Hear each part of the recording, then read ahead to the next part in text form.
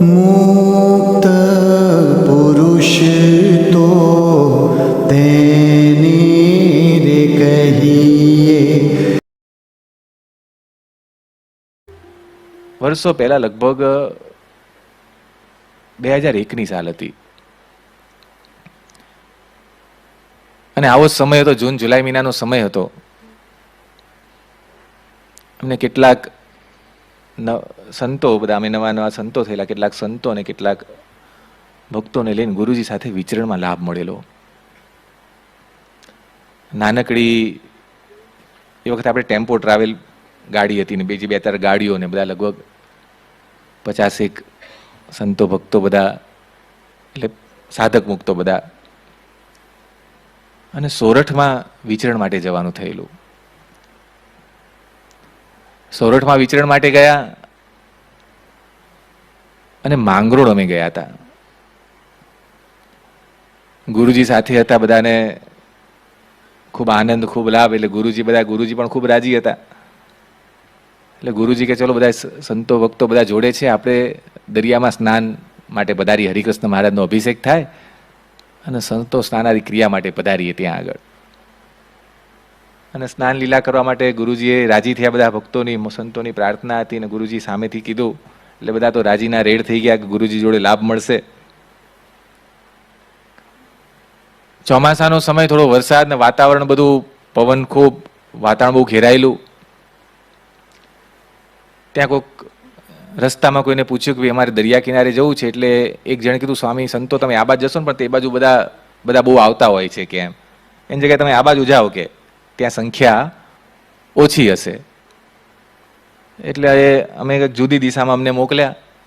થોડા ખેતરાઓ બાજુ થઈને, ખેતરમાંથી અમે દરિયા કિનારે પહોંચ્યા.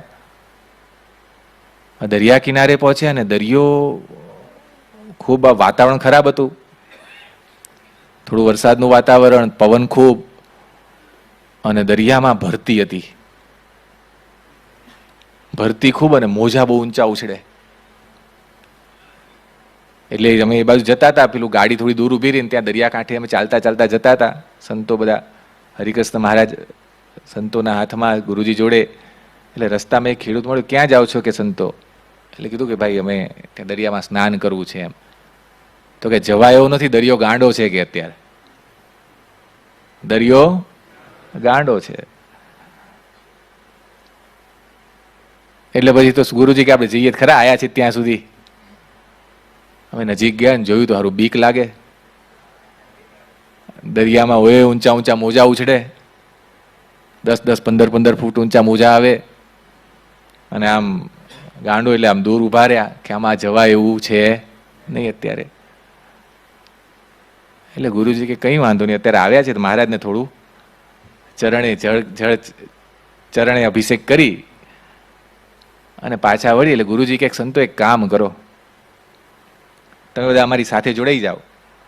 ગુરુજી હરિકૃષ્ણ મહારાજ લઈ લીધા પોતાના હાથમાં. હરિકૃષ્ણ મહારાજને પોતાના હાથમાં રાખ્યા. અમે સંતો બધા ગુરુજીની પાછળ ગોઠવાઈ ગયા, આપણું એન્જિન, આપણે એમના ડબ્બા. અને ગુરુજી થોડા આગળ જઈને આમ જોયું, પેલું મોજું જ્યાં અટકતું હોય ને, પાણી અટકતું ને, ત્યાં ગુરુજી ઉભા રહ્યા કે હમણાં અહીંયા જળ આવે ને આપણે મહારાજનું થોડુંક આમ સ્પર્શ થઈ જાય. ત્યાં ગુરુજી હરિકૃષ્ણ મહારાજ લઈને ઉભા રહ્યા. અમે સંતો પાછળ, અને મોજું આવ્યું મહારાજને કરવું ને, આ જે પેલું હવે જે મોજું આવવું જોઈએ ને, આમ છેલ્લું જે મોજું આવ્યું ને તેની જગ્યાએ થોડું 10-15 ફૂટ દૂર ઊભું રહી ગયું. પાણીનો રેલો નજીક નો આવ્યો. એટલે ગુરુજી કે આ તો આપણે છેટા રહ્યા. સંતો થોડી આગે કૂચ કરી ગુરુજી પાછા 15-17-18 ડગલા આગળ ઉભા રહીને પાછા હરિકૃષ્ણ મહારાજ લઈને પાછા ગુરુજી ઉભા રહી ગયા. સંતો બધા પાછળ. મહારાજને કરું, બીજું મોજું આવ્યું, બીજું 15-20 ફૂટ દૂર ઊભું રહ્યું.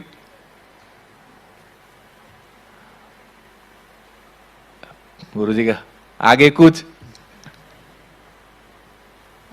કૂચ કરી ધીમે ધીમે ધીમે ધીમે એમ કરતા કરતા 150-200 ફૂટ આગળ ગયા. એક એક મોજું આમ તમે જો ને, ચરણે સ્પર્શ ના થાય. દરિયો હતો ગાંડો, કેવો હતો? પેલા હરિભગતે કીધું હતું, ઓલા ખેડૂતે કીધું હતું દરિયો ગાંડો છે, પણ એને ક્યાં ખબર હતી અનેક ગાંડાને ડાયા કરવા પધાર્યા છે.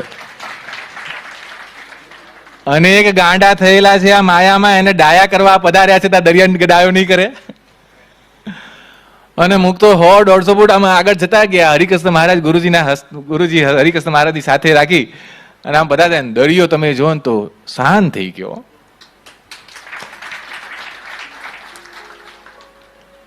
દરિયો શાંત થઈ ગયો. અને ગુરુજી કે ચલો હવે સ્નાન કરીએ. ગુરુજીએ સ્નાન લીલા કરી. ગુરુજીને સ્નાન કરતા કરતા સંતોએ પૂછ્યું, ગુરુજી આ લીલામાં ખબર ન પડ્યો?